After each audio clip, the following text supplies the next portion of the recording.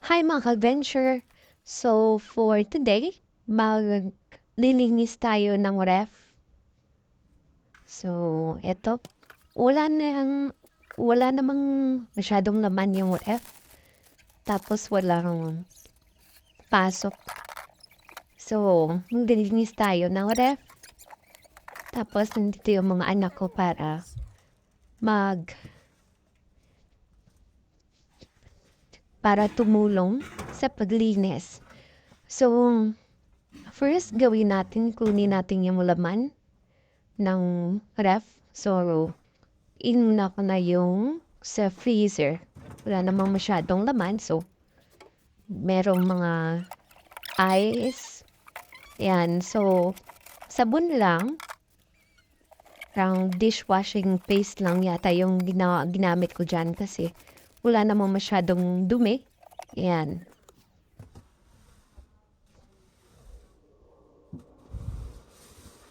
Yan. Pinunasan ko ng sabon tapos ayan. So, madali lang siyang linisin. Tapos, tinanggal ko na rin yung parang filter niya. Ayan. Inuha ko lang yung mga dumi sa loob.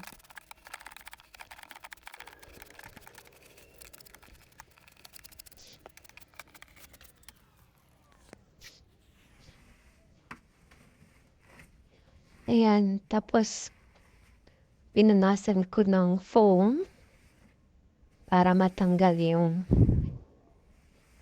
dumi at yung sabon.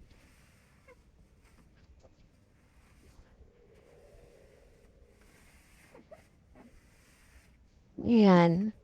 So, yes, walang masyadong laman yung ref. Kasi walang may lagay. So, yan. Yan yung sa may door ng freezer. Ayan. So, timing kasi walang masyadong laman. So, timing yung paglinis natin. Ayan. So, minimal lang yung dumi. Kasi, paminsan-minsan pag merong dumi, pinupunasan ko agad. So, hindi siya nasa stock ng mga dumi. Ayan. So, binawan ko na siya. So, matagal na itong ref. 2018 ko nakuha. So, 5 years na. 5 years na siya sa akin.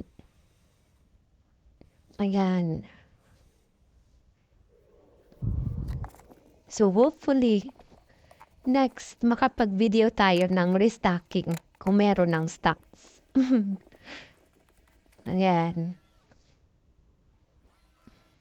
So, yan. Yan yung mga parts niya.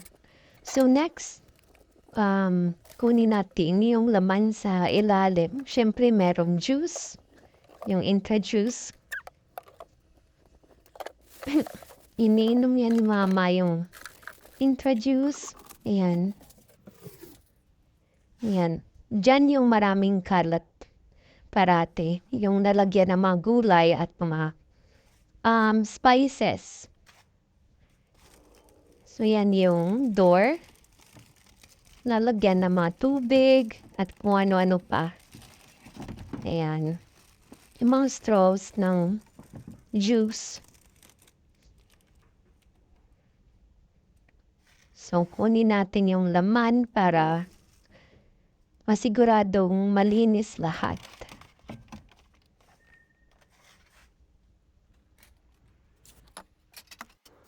Yan, mga tira-tirang mga mix. Yan. Powdered mix. Yan yung mga gamot na dapat i-ref kasi nabuksan na. Ayan. Yan, kinuha ko na yung mga parts niya para madali yung paglinis. Tapos linisan na lang natin mamaya yung parts niya doon sa lababo. Ayan. So, same thing rin. Dishwashing paste pa rin yung gamit ko. Tubig, tapos sponge. Ayan.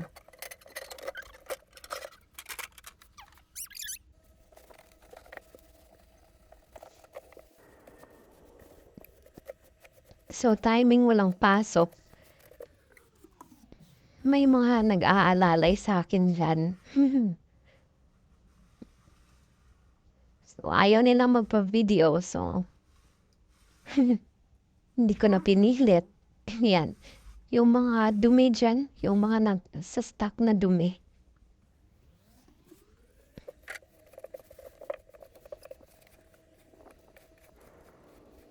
Wala namang, dumi na grabe talaga yung sa, sa may drawers ibaba. Kasi nagsastock nung ang dumi doon. Tapos minsan lahat ng tubig nandun. Ayan. So madali nang kunin yung mga dumi.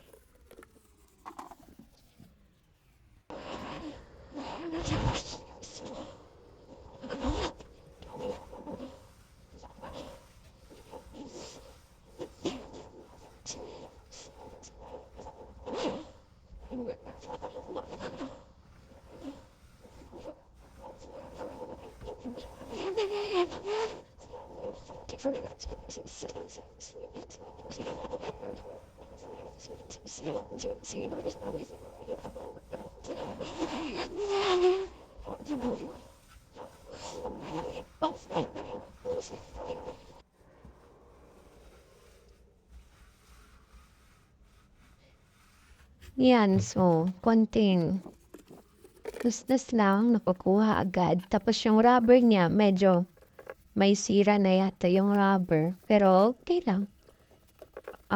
Kumakapit pa din. Ayan. So, sa may rubber, ni-brush ko siya. Para makuha yung dumi dyan sa mga gulod-gulod yan. Kasi pag sponge lang, hindi makukuha dun sa mga, yan, mga gulod-gulod. Yan. Kaya ni-toothbrush ko siya.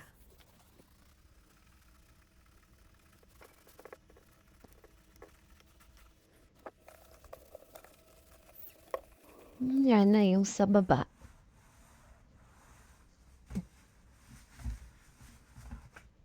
So, konti lang yung dumi.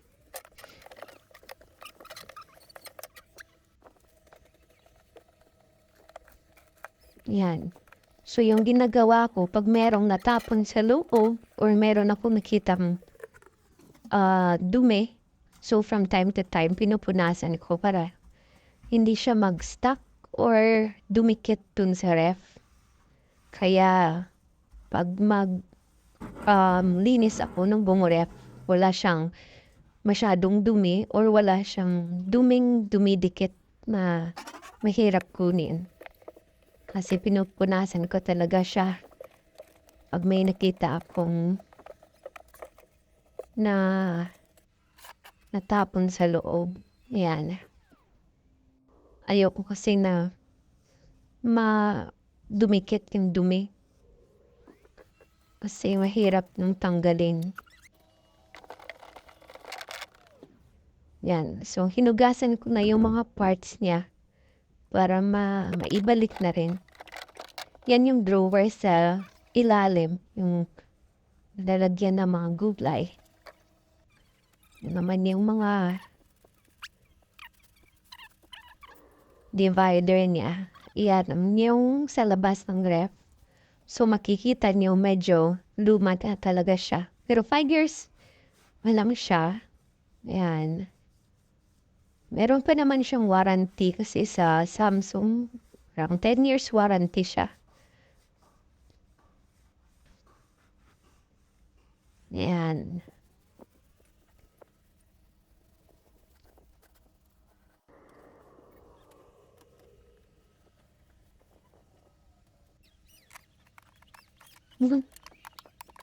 Yan, pinalik ko na yung sa may filter, sa may freezer. At yung lagayan ng ice.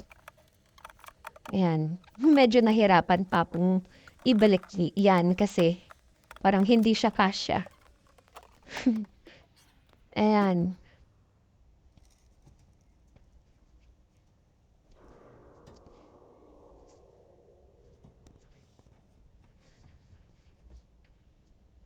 So, mali lang pala yung pagka-push ko sa kanya. So, dapat mag-match dun sa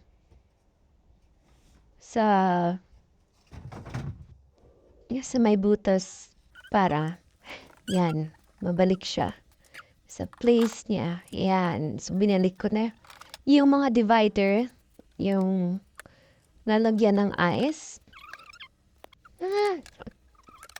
At yung mga holder dyan sa pintuan ng ref. Yan. So, malinis na siya.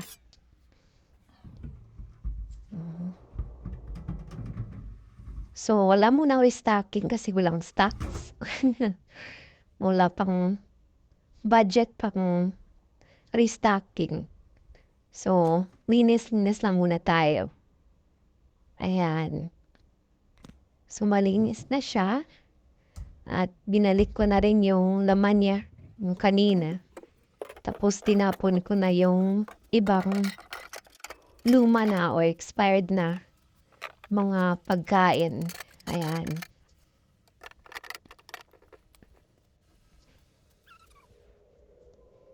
Ayan. So, malinis na yung ref. Binalik ko na rin yung mga nakalagay doon. So, bye guys! Thank you for watching!